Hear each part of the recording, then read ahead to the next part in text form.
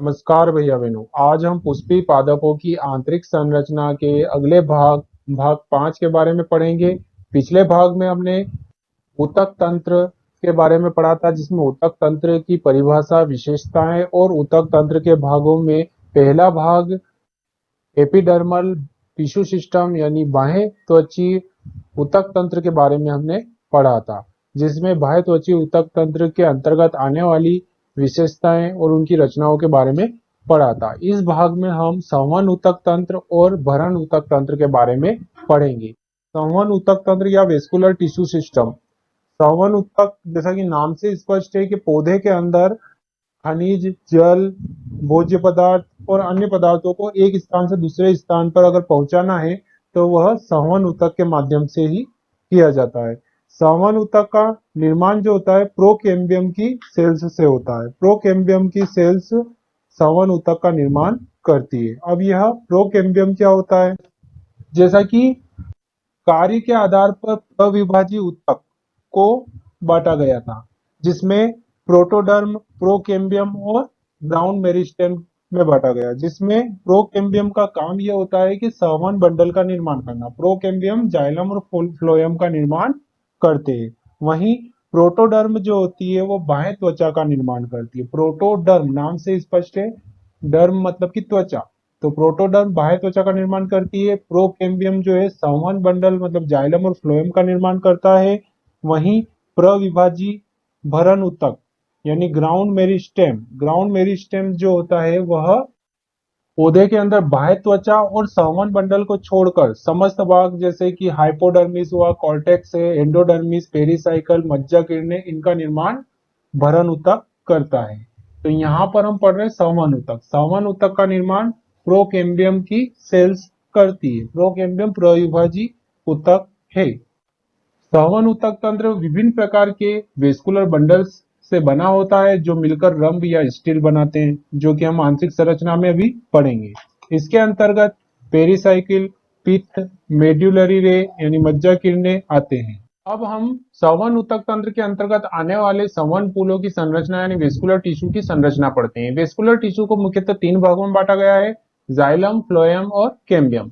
Xylem, जैसा कि नाम से स्पष्ट है कि जाइलम पौधे के अंदर मुख्य रूप से जल और खनिज लवण का स्थानांतरण करता है। यह जो है पौधे की जड़ों के अंदर, मतलब कि जड़ें जो है खनिज और जल का अवशोषण करती है, जिसे जाइलम जो है जड़ों से पौधे के समस्त भागों तक जल और खनिज लवण को पहुंचाने का काम करता है। जाइलम को मुख्यतः 2 भागों में बांटा गया है, प्रोटोजाइलम और मेटाजाइलम। मतलब कि प्रोटोजाइलम जो कि सबसे पहले बनने वाली संरचना है और आकार में इनकी गुहा जो है छोटी होती है। वहीं मेटाजाइलम जो है प्रोटोजाइलम के बाद बनने वाली संरचना है, जो कि आकार में इनकी गुहा बड़ी होती है, प्रोटोजाइलम से बड़ी होती है। प्रोटोजाइलम छोटे होते हैं, मेटाजाइलम बड़े होते हैं। दोनों का काम एक ही होता है। अब प्रोटोजाइलम की स्थिति के आधार पर जाइलम के प्रकार, एंडार्क, एक्सार्क और मिसर्क। एंडार्क, जैसा कि नाम से स्पष्ट है कि प्रोटोजाइलम जो है केंद्र से मेटाजाइलम में परिधि की ओर परिवर्तित होते हैं। मतलब कि इसमें जाइलम का जो विकास होता है वह केंद्र से परिधि की ओर होता है। मतलब केंद्रीय हिस्से में जो है प्रोटोजाइलम रहेंगे, वहीं परिधि हिस्से में जो है मेटाजाइलम रहेंगे। अब इसी का ठीक उल्टा होता है एक्सार्क। एक्सार्क में जो जाइलम का जो निर्माण होता है यह परिधि से केंद्र की ओर होता है। मतलब परिधि में प्रोटोजाइलम रहेंगे, वहीं केंद्र की ओर जो है मेटाजाइलम रहेंगे। अगला है मिजार्क। मिजार्क जो होता है एंडार्क और एक्सार्क दोनों का मिक्स रूप होता है, दोनों का मिश्रण होता है, उसे मिजार्क कहते हैं। जाइलम की जो संरचना एंडार्क है ये तनों में देखी गई है, वहीं एक्सार्क जो है जड़ों में देखी गई है, और मिजार्क जो है टेरिडोफाइट्स के फर्न में देखी गई है। अब हम जाइलम की जो संरचना है वो चित्र के माध्यम से देखते हैं। अब हम जाइलम की माइक्रोस्कोपिक संरचना देखते हैं। जब हम पौधे के जड़ या तने की अनुप्रस्थ काट का अध्ययन करते हैं माइक्रोस्कोप के माध्यम से, तो हमें इस प्रकार की संरचना दिखाई देती है। जैसे कि यह जो है जड़ की माइक्रोस्कोपिक संरचना है, जिसमें सबसे ऊपर की ओर जो आवरण दिखाई दे रहा है यह एपिडर्मिस है। एपिडर्मिस पर रूट हेयर्स है। एपिडर्मिस के अंदर की ओर कॉर्टेक्स भाग है। कोर्टेक्स भाग के अंदर की ओर फिर एंडोडर्मिस आ जाता है। ये एंडोडर्मिस है। एंडोडर्मिस के अंदर की ओर वेस्कुलर बंडल में जाइलम और फ्लोएम है, जैसे कि ये है। यह जो है जाइलम है और ये बीच में फ्लोएम है। जाइलम भी इसमें बाहर की ओर जो है प्रोटोजाइलम है और केंद्र की ओर मेटाजाइलम है। वहीं बात करते हैं कि इसके मध्य में जो है उसे बोलते हैं हम पित्त। जैसा कि ये जड़ है, जड़ में जो जाइलम होता है वह एक्सार्क प्रकार का होता है और एक्सार्क में हमने अभी पढ़ा है कि इसमें जाइलम का जो विकास होता है परिधि से केंद्र की ओर होता है। जैसे परिधि में प्रोटोजाइलम रहेंगे और केंद्र में मेटाजाइलम रहेंगे। जैसे कि इसमें देखो परिधि में प्रोटोजाइलम है ये, और धीरे धीरे आकार में बड़े होते होते केंद्र की ओर मेटाजाइलम में परिवर्तित हो गई। ये जड़ जड़ के अंदर पाई जाने वाली एक्सार्क संरचना है। इसी प्रकार हम इस संरचना में देखते हैं, इसमें बीच में कैम्बियम वलय है, ऊपर की ओर फ्लोएम भाग है जो भोज्य पदार्थ का स्थानांतरण करता है, वहीं केंद्र की ओर जाइलम भाग है जो जल और खनिज पदार्थ का स्थानांतरण करता है। अब इस जाइलम में भी हम देखते हैं केंद्र की ओर जो है बड़े आकार के जो है जाइलम की गुहा है जिसे हम मेटाजाइलम बोलते हैं, और केंद्र की ओर जो है प्रोटोजाइलम है। मतलब कि परिधि की ओर मेटाजाइलम है और केंद्र की ओर प्रोटोजाइलम है। तो इस प्रकार की जाइलम की संरचना को हम बोलेंगे एंडार्क प्रकार बोलेंगे। एंडार्क प्रकार में जाइलम का जो विकास होता है वह केंद्र से परिधि की ओर होता है। केंद्र में प्रोटोजाइलम है और परिधि में मेटाजाइलम है। इस प्रकार से इस जाइलम के बीच बीच भाग में पेरेन्काइमा सेल्स पाई जा रही है और इनके बीच में कैम्बियम रिंग है और ऊपर की ओर जो है फ्लोएम भाग है। इस प्रकार से हम तने में इस प्रकार की संरचना देखते हैं, जैसे कि ये फ्लोएम है, बीच में कैम्बियम वलय है और फिर जाइलम है। बड़े आकार की गुहा वाले जाइलम को मेटाजाइलम बोलते हैं, छोटे आकार की गुहा वाले जाइलम को प्रोटोजाइलम बोलते हैं। इस प्रकार से हम जाइलम के बारे में यह पढ़ चुके हैं। अब हम वेस्कुलर टिश्यू का अगला भाग जो है फ्लोएम के बारे में पढ़ते हैं। फ्लोएम का मुख्य काम होता है भोज्य पदार्थों का स्थानांतरण करना। जब पौधे की पत्तियों में प्रकाश संश्लेषण के माध्यम से भोज्य पदार्थ बन जाता है तो यह भोज्य पदार्थ फ्लोएम के माध्यम से पौधे के संपूर्ण भाग तक पहुंचाया जाता है। फ्लोएम को भी मुख्यतः दो भागों में बांटा गया है, प्रोटोफ्लोएम और मेटाफ्लोएम। प्रोटोफ्लोएम जो होता है यह फ्लोएम का सबसे बाहरी भाग होता है और यह सबसे पहले बनने वाला भाग है।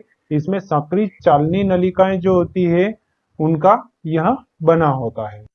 वहीं मेटाफ्लोएम जो है प्रोटोफ्लोएम के बाद में बनने वाली संरचना है। यह अंदर की ओर की संरचना है और इसमें चौड़ी चालनी नलिकाएं पाई जाती है। इसे हम चित्र के माध्यम से देखते हैं। अब जैसा कि जड़ और तने की जब हम माइक्रोस्कोपिक अध्ययन करते हैं, मतलब जड़ और तने की अनुप्रस्थ काट का माइक्रोस्कोपिक अध्ययन करते हैं, तो इस प्रकार की संरचना दिखाई देती है जो कि हमने जाइलम में भी देखी थी। इसमें हमें फ्लोएम देखना है। मतलब सबसे पहले हमें फ्लोएम जो दिखाई दे रहा है उसके बारे में पढ़ते हैं। जैसे ये जो कैम्बियम वलय है इसके बाहर की ओर फ्लोएम है और फ्लोएम को भी दो भागों में बांटा गया है, प्रोटोफ्लोएम और मेटाफ्लोएम। जैसे कि ये फ्लोएम है, इस फ्लोएम के बाहर की ओर मतलब कि जो बाहर का हिस्सा है वो प्रोटोफ्लोएम है और सबसे पहले बनता है। इसमें सक्रिय चालनी नलिकाएं होती है। वहीं अंदर की ओर का जो भाग है फ्लोएम का वह मेटाफ्लोएम होता है जो कि प्रोटोफ्लोएम के बाद ही बनता है और इसमें चौड़ी चालनी नलिकाएं होती है। जैसा कि इस चित्र में माइक्रोस्कोप के माध्यम से बताया गया है कि इसमें जैसे ये फ्लोएम है, इस फ्लोएम में बीच में जो है प्रोकैम्बियम मतलब कैम्बियम रिंग आ जाएगी। वहीं यहाँ पर जाइलम है, जाइलम में भी प्रोटोजाइलम और मेटाजाइलम है और इसके कैम्बियम रिंग के ऊपर की ओर जो फ्लोएम रहेगा, इस फ्लोएम में भी बाहर की ओर प्रोटोफ्लोएम है और उसके अंदर की ओर मेटाफ्लोएम है। इस प्रकार से हमने ये फ्लोएम की संरचना पढ़ी है। फ्लोएम का मुख्य काम क्या होता है?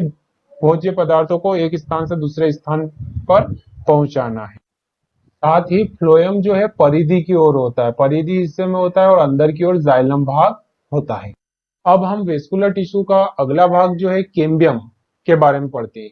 कैम्बियम जो है डाइकोट स्टेम मतलब द्विबीजपत्री तनों में जाइलम और फ्लोएम के मध्य पाए जाने वाली पतली पट्टी के समान संरचना है। यह जो है द्विबीजपत्री पौधों में पाई जाने वाली संरचना है। द्विबीजपत्री पौधों के तने में जाइलम और फ्लोएम, मतलब कि फ्लोएम जो है बाहर की ओर होता है और जाइलम अंदर की ओर होता है, उन दोनों के बीच में एक पतली पट्टी के समान संरचना होती है जिसे हम कैम्बियम कहते हैं। इसे हम चित्र के माध्यम से देखते हैं। यहाँ पर हम कैम्बियम वलय देखते हैं, जैसे कि यहाँ फ्लोएम और जाइलम के बीच में एक पट्टी की समान संरचना है जिसे हम कैम्बियम कहते हैं। कैम्बियम जाइलम और फ्लोएम को अलग अलग रखती है। वहीं यह द्विबीजपत्री तनों में पाई जाती है। यह तने की आंतरिक संरचना है। कैम्बियम का निर्माण जो है विभाजीय ऊतक, प्रविभाजीय यानी विभाजीय ऊतक ऊतक से होता है। यह प्रविभाजीय ऊतक की बनी पतली पट्टी है। यह एक परती से लेकर बहुपर्ती तक हो सकती है। यह रिंग, इसकी जो कोशिकाएं होती है वह आयताकार पतली भित्ति युक्त होती है। इनकी कोशिकाओं के विभाजन से जाइलम और फ्लोएम का निर्माण होता है। इस कैम्बियम रिंग का मुख्य कार्य जो है द्वितीयक वृद्धि यानी सेकेंडरी ग्रोथ करने का होता है। जैसे कि यहाँ जो संरचना बताई जा रही है, जिसमें यह जो है एपिडर्मिस से पौधे की सबसे बाहरी त्वचा है, फिर इसके अंदर की ओर जो भाग आता है उसे हम कॉर्टेक्स बोलते हैं। कॉर्टेक्स के बाद जो है अंदर की ओर जो है एंडोडर्मिस भाग आता है, और यहाँ पर जो बीच में जो संवहन मंडल का जो भाग है जिसे हम बोलते हैं जाइलम और फ्लोएम, और बीच में कैम्बियम रिंग है। यह जो रिंग है इसको हम कैम्बियम रिंग या कैम्बियम वलय बोलते हैं। अब कैम्बियम रिंग के दोनों ओर जो है जाइलम और फ्लोएम होते हैं। बाहर की ओर का भाग जो है इसे हम फ्लोएम बोलते हैं, और आंतरिक भाग जो है इसे जाइलम बोलते हैं।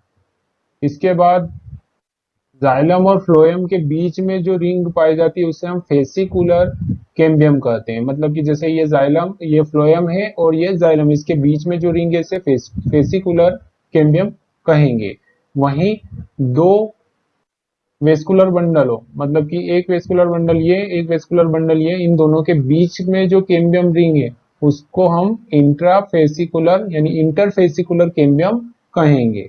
इस प्रकार से ये दोनों मिलकर वेस्कुलर कैम्बियम कहलाती है, जो वेस्कुलर बंडल का निर्माण करती है, मतलब जाइलम और फ्लोएम का निर्माण करती है। अब हम संवहन पुल के प्रकार यानी वेस्कुलर बंडल्स के प्रकार के बारे में पढ़ते हैं, जिसमें जाइलम और फ्लोएम दोनों सम्मिलित है। संवहन पुल को मुख्यतः 3 प्रकार में बांटा गया है। पहला प्रकार संयुक्त है, दूसरा प्रकार जो है अरीय है, और तीसरा प्रकार जो है सकेंद्रीय है। सबसे पहला प्रकार हम पढ़ते हैं संयुक्त या कंजॉइंट। संयुक्त प्रकार में क्या होता है कि इसमें जो जाइलम होता है, जाइलम और फ्लोएम एक ही पुल में एक ही त्रिज्या में उपस्थित होते हैं। जाइलम और फ्लोएम मतलब एक ही पुल, मतलब एक ही बंडल के अंदर उपस्थित होंगे और एक ही त्रिज्या पर उपस्थित होते हैं। जैसे कि यहाँ पर ऊपर की ओर जो है फ्लोएम है और अंदर की ओर जाइलम है। फ्लोएम और जाइलम दोनों एक ही बंडल के अंदर उपस्थित है, इसलिए हम इसको संयुक्त या कंजॉइंट कहते हैं। यहाँ पर भी ये एक ही बंडल या एक ही पुल है, इसके अंदर जाइलम और फ्लोएम दोनों सम्मिलित है, तो इसे हम संयुक्त प्रकार का संवहन पुल कहते हैं। संयुक्त प्रकार का संवहन पुल भी 2 प्रकार में बांटा गया है, कोलेटरल और बाई कोलेटरल। कोलेटरल मतलब बही फ्लोएमी और बाई कोलेटरल मतलब उभय फ्लोएमी। जैसा कि नाम से स्पष्ट है, कोलेटरल यानी बही फ्लोएमी में कि इसमें फ्लोएम भाग जो है जाइलम के बाहर की ओर होगा, मतलब कि जाइलम भाग जो है केंद्र की ओर स्थित होगा, वहीं फ्लोएम भाग जो है बाहर की ओर स्थित होगा। फ्लोएम जाइलम के एक ओर स्थित होता है। इसी के साथ ही यह जाइलम केंद्र की ओर और फ्लोएम परिधि की ओर स्थित है। दोनों में हम देख रहे हैं जाइलम केंद्र की ओर और फ्लोएम परिधि की ओर स्थित है, इसलिए इसको हम कोलेटरल या बाई कोलेटरल या बही फ्लोएमी कहते हैं। कोलेटरल या बही फ्लोएमी को मुख्यतः 2 भागों में बांटा गया है, क्लोज्ड और ओपन। बंद प्रकार का कोलेटरल जिसमें कि कैम्बियम वलय नहीं होती है, और ओपन प्रकार का कोलेटरल जिसमें कैम्बियम पाई जाती है। क्लोज्ड में क्या होता है कि फ्लोएम और जाइलम के बीच में किसी प्रकार की रिंग मतलब कैम्बियम नहीं होती है। इस प्रकार से ये दोनों एक प्रकार से बंद होते हैं संवहन पुल के अंदर। वहीं ओपन में कैम्बियम पाई जाती है जाइलम और फ्लोएम के बीच में, इसलिए इसको हम ओपन या खुला बही फ्लोएमी कहते हैं। एक बीजपत्री जो तने होते हैं उनमें कैम्बियम का अभाव होता है। फ्लोएम और जाइलम के बीच, वहीं द्विबीजपत्री तने और अनावृत बीजी तने उनके बीच में, फ्लोएम और जाइलम के बीच में कैम्बियम पाई जाती है। अब हम अगला प्रकार पढ़ते हैं संयुक्त का, बाइकोलेटरल यानी उभय फ्लोएमी। जैसा कि नाम से स्पष्ट है कि इस प्रकार के संवहन पुल में जाइलम के दोनों तरफ फ्लोएम पाया जाता है। जैसे कि बीच में जाइलम है, फिर जाइलम के ऊपर की ओर आउटर कैम्बियम, बाहरी कैम्बियम होती है, और अंदर की ओर इनर कैम्बियम मतलब आंतरिक कैम्बियम होती है, और कैम्बियम के बाहर की ओर फ्लोएम पाया जाता है, आउटर फ्लोएम और इनर फ्लोएम पाया जाता है। इस प्रकार जाइलम दोनों ओर से फ्लोएम से घिरा रहता है, इसलिए इसको हम बाइकोलेटरल प्रकार का, संयुक्त प्रकार का संवहन पुल कहते हैं। इस प्रकार के संवहन पुल जो है कुकुरबिटेसी कुल के पौधे, इस प्रकार के संवहन पुल जो है बाइकोलेटरल प्रकार के कुकुरबिटेसी कुल के सदस्यों के अंतर्गत आते हैं। इसमें कद्दू, खीरा आदि आते हैं। संवहन पुल का अगला प्रकार जो है सकेंद्री कंसेंट्रिक है। सकेंद्री में क्या होता है कि या तो जाइलम केंद्र की ओर होगा और उसके चारों ओर फ्लोएम होगा, या फ्लोएम केंद्र की ओर होगा और उसके चारों ओर जाइलम भाग होगा, इसलिए इसे सकेंद्री प्रकार का संवहन पुल कहेंगे। सकेंद्री भी दो प्रकार का होता है, पहला है एम्फीवेजल और दूसरा है एम्फीक्राइबल। एम्फीवेजल में क्या होता है कि फ्लोएम भाग जो है वह केंद्र की ओर होता है और इसके चारों ओर जाइलम भाग पाया जाता है। इस प्रकार से यह सकेंद्री एम्फीवेजल हो गया। एम्फीवेजल जो है ड्रेसिना, यक्का नामक पौधों में पाया जाता है। इसी प्रकार एम्फीक्राइबल जो है इस प्रकार के सकेंद्री संवहन पुल में मध्य में जो है जाइलम भाग पाया जाएगा और इसके चारों ओर जो है फ्लोएम भाग पाया जाएगा। इस प्रकार से यह एम्फीक्राइबल सकेंद्री संवहन पुल जो है टेरिडोफाइटा के कुछ सदस्य जैसे लाइकोपोडियम, सेलेजिनेला आदि पौधों में पाया जाता है। अब संवहन पुल का अगला प्रकार जो है अरी प्रकार पढ़ते हैं। अरी मतलब कि रेडियल। अरी में क्या होता है कि इसमें जाइलम और फ्लोएम दोनों ही, जाइलम और फ्लोएम दोनों ही भिन्न भिन्न त्रिज्याओं पर एक दूसरे के एकांतर क्रम में पाए जाते हैं। जैसे कि ये पूरा एक संवहन बंडल है, इस संवहन बंडल के अंदर अगर देखें तो जाइलम और फ्लोएम जो है भिन्न भिन्न त्रिज्याओं पर स्थित है और एकांतर क्रम में पाए जा रहे हैं। जैसे एक जाइलम दूसरा फ्लोएम, फिर जाइलम फिर फ्लोएम, इस प्रकार से एकांतर क्रम में पाए जाते हैं, इसलिए इसको अरी या रेडियल प्रकार का संवहन पुल कहते हैं। यह मुख्यतः जो है जड़ों में पाया जाने वाला संवहन पुल है।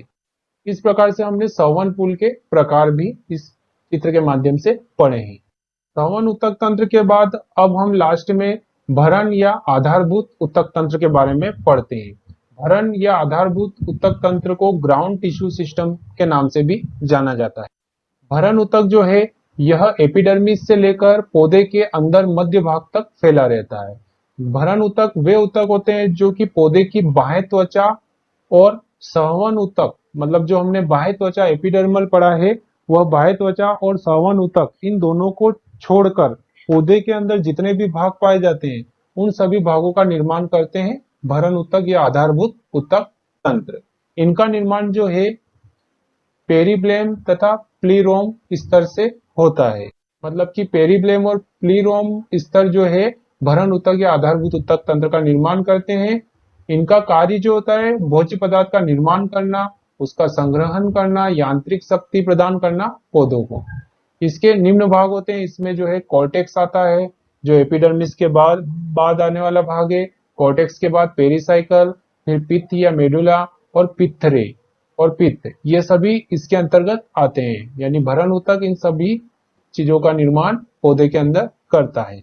जैसा कि यहाँ पर एक पौधे की माइक्रोस्कोपिक संरचना बताई गई है जिसमें हम भरण ऊतक तंत्र के बारे में पढ़ेंगे। इसमें सबसे ऊपर देखते हैं हम ट्राइकोम, जो कि एपिडर्मिस के ऊपर पाई जाने वाली अतिवृद्धि है। एपिडर्मिस जो है एपिडर्मल टिश्यू सिस्टम के अंतर्गत आती है। इस भरण ऊतक के अंतर्गत एपिडर्मिस नहीं आती। एपिडर्मिस का अलग से ऊतक तंत्र है जिसे हम बोलते हैं एपिडर्मिस या एपिडर्मल ऊतक तंत्र। एपिडर्मल ऊतक तंत्र के अंतर्गत आने वाली अतिवृद्धि में ट्राइकोम है, बाल के जैसी संरचना है, और वहीं इसके ऊपर क्यूटिकल का आवरण पाया जाता है जो कि एपिडर्मल टिश्यू सिस्टम के अंतर्गत आते हैं। अब एपिडर्मिस के बाद आती है हाइपोडर्मिस और हाइपोडर्मिस के बाद में आती है कॉर्टेक्स। यह जो भाग है इसे हम बोलते हैं कॉर्टेक्स भाग। कॉर्टेक्स भाग जो है भरण ऊतक के अंतर्गत आने वाला सबसे पहला भाग है। कॉर्टेक्स भाग जो है यह जो है एपिडर्मिस एपिडर्मिस से लेकर पेरिसाइकिल यानी एंडोडर्मिस के मध्य में पाया जाने वाला भाग जो है कॉर्टेक्स कहलाता है। यह पेरेनकाइमा कोशिकाओं से बना होता है। इसके बाद अगला भाग है एंडोडर्मिस। एंडोडर्मिस जो है यह भी भरण ऊतक के अंतर्गत आने वाला भाग है। यह कॉर्टेक्स का सबसे अंतिम स्तर होता है जिसे हम एंडोडर्मिस के नाम से जानते हैं। इसमें जो है कोशिकाओं का जो आकार होता है ढोलक के समान होता है। इसके बाद अगली संरचना है पेरिसाइकल। पेरिसाइकल जो है एंडोडर्मिस के ठीक अगला स्तर होता है। एंडोडर्मिस के बाद पाया जाने वाला भाग होता है।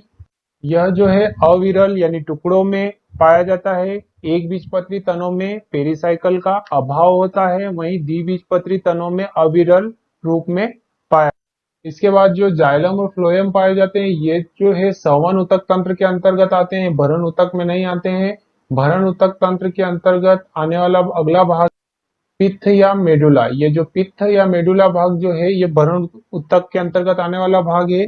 यह जड़ और तने में पाए जाने वाला केंद्रीय भाग है जो प्राय पेरेनकाइमा सेल्स से मिलकर बना होता है।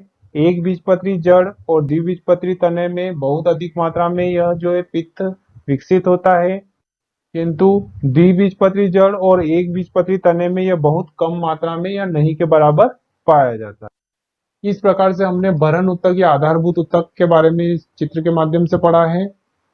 इस प्रकार हमने पुष्पी पादपों की आंतरिक संरचना के अंतर्गत पादप ऊतक के प्रकार, पादप ऊतक तंत्र जिसमें बाह्यत्वचीय ऊतक तंत्र, भरण ऊतक तंत्र, संवहन ऊतक तंत्र के बारे में पढ़ा है। इन संरचनाओं को पढ़ने के बाद हम एक बीजपत्री तना और जड़, द्विबीजपत्री तना और जड़ की संरचना मतलब उनकी अनुप्रस्थ काट का माइक्रोस्कोपिक चित्र बनाकर उनके प्रत्येक भाग का वर्णन कर सकते हैं। यह वीडियो लेक्चर देखने के बाद आपको चित्र बनाना है एक बीजपत्री तना, जड़ और द्विबीजपत्री तना और जड़ और उनके प्रत्येक भाग का वर्णन आपको करना है। इस प्रकार से हमने पुष्पी पादपों की आंतरिक संरचना का चैप्टर पूर्ण रूप से पढ़ लिया है।